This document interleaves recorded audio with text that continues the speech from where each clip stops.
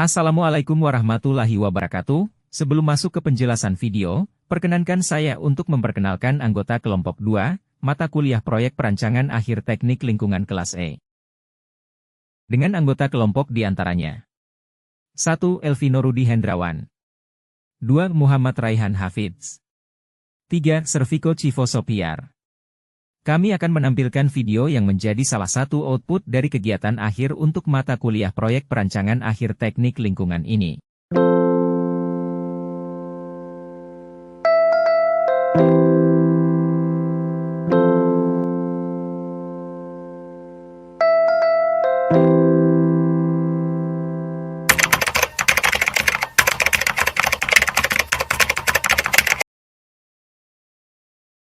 Indonesia terus berkomitmen untuk meningkatkan akses terhadap sanitasi yang layak bagi masyarakat, sebagaimana tertuang dalam Rencana Pembangunan Jangka Menengah Nasional. Salah satu upaya pemerintah adalah pengembangan instalasi pengelolaan air limbah, terutama di wilayah dengan pertumbuhan penduduk yang pesat. Saat ini wilayah Pergampingan diproyeksikan menjadi kawasan perkotaan di Kabupaten Sleman. Kawasan Gamping ini merupakan indeks resiko sanitasi air limbah yang tinggi karena masih menggunakan sistem setempat, yaitu sistem tangki septik dan sumur resapan. Oleh karena itu kita dapat mengintervensi dengan pembuatan IPAL karena salah satunya adalah merupakan solusi strategis untuk mengintervensi air limbah. Merespon permasalahan ini, perancang instalasi pengelolaan air limbah domestik menjadi solusi strategi untuk kualitas lingkungan dari pemerintah itu sendiri. Dapat ditingkatkan dengan risiko pencemaran air tanah yang dapat ditekan dengan standar kesehatan masyarakat untuk dapat terjaga.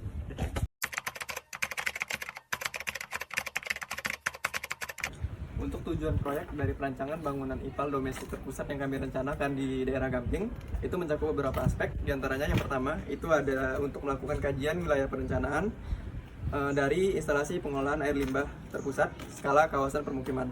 Untuk poin kedua, aspek tujuannya itu adalah melakukan kajian pemilihan teknologi IPAL yang nantinya akan kami gunakan untuk menentukan sistem operasi dan juga maintenance IPAL domestik di Gamping. Terus yang ketiga, itu melakukan perencanaan detail IPAL bangunan domestik terpusat. Dan yang terakhir, keempat, itu adalah melakukan pemodelan dengan menggunakan pendekatan BIM, Building Information Modeling.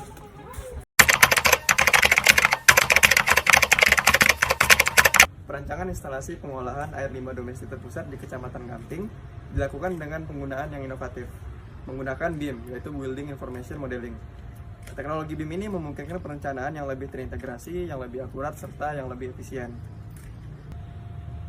Dengan BIM, Building Information Modeling, setiap elemen desain yang divisualisasikan itu nanti akan terbagi dalam model 3 dimensi yang memberikan gambaran detail mengenai tata letak unit pengolahan, mulai dari jalur perpipaan serta infrastruktur pendukung. Proses ini tidak hanya meningkatkan kolaborasi lintas disiplin, tetapi juga membantu mendeteksi adanya potensi kendala teknis sejak dini. Kami menggunakan software Revit untuk mengembangkan model digital dari instalasi pengolahan air limbah ini. Revit ini memberikan keunggulan dalam memodelkan elemen-elemen teknis, seperti dalam memodelkan dimensi tangki ekualisasi, anoxic tank, unit MBBR, hingga secondary clarifier, serta untuk membuat presisi yang tinggi.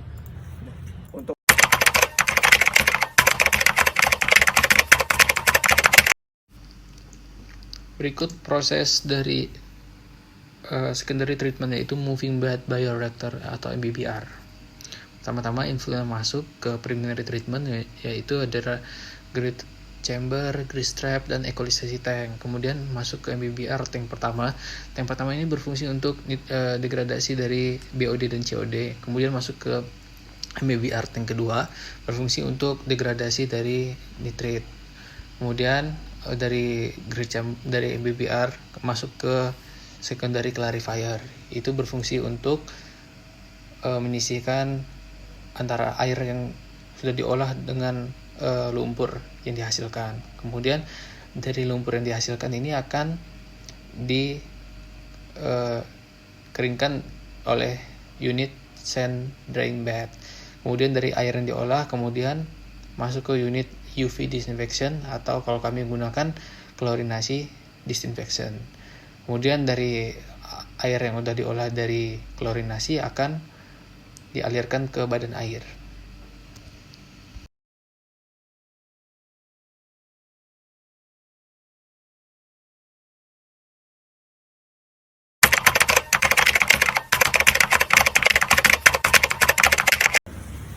proyek infrastruktur yang besar, termasuk penggunaan air limbah, memerlukan analisa ekonomi yang mendalam untuk memastikan kelayakan dari segi dan manfaat dari instalasi pengolahan air limbah terpusat di Kecamatan Gamping. Kami melakukan analisis ekonomi untuk mengevaluasi biaya yang diperlukan serta potensi keuntungan jangka panjang. Yang pertama, kita harus menghitung biaya investasi awal atau CAPEX yang mencakup pembangunan fasilitas IPAL, pembelian peralatan instalasi pipa. Biaya operasional tahun atau OPEX juga dipertimbangkan untuk mencakup biaya pemeliharaan dan pengolahan sistem. Namun biaya ini dibandingkan dengan manfaat ekonomi yang dihasilkan seperti pengurangan biaya investasi sanitasi jangka panjang, meningkatkan kualitas kesehatan masyarakat, serta perlindungan terhadap sumber alam khususnya air tanah yang semakin terancam dalam sanitasi di masyarakat. Untuk menganalisis kelayakan ekonomi, kita menggunakan indikator berupa net present value dan internal return of ratio of return. Dalam proyek ini maka NPV ini dinyatakan negatif. Untuk itu kita menggunakan skema pembiayaan berupa retribusi pemerintah. Untuk retribusi dari per SR-nya kita kenakan 352.000 per SR.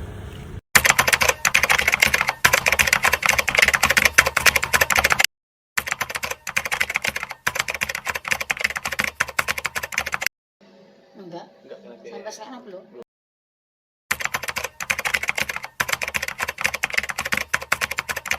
Kadang kan ya bukan dari IPAL aja sih, tapi bekas digali dari IPAL itu belum kering, udah digali lagi untuk ini gas. Nah itu kan terus kita terganggunya itu kendalanya kalau kita mau masuk ke kendaraan itu sulit karena gali-galian gitu.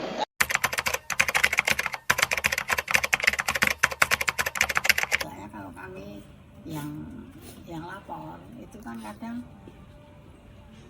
perhatiannya kurang ya, misalkan ke sini lapor, kemarin lapornya sama siapa ya nggak tahu, kan cuma dari nomor aja.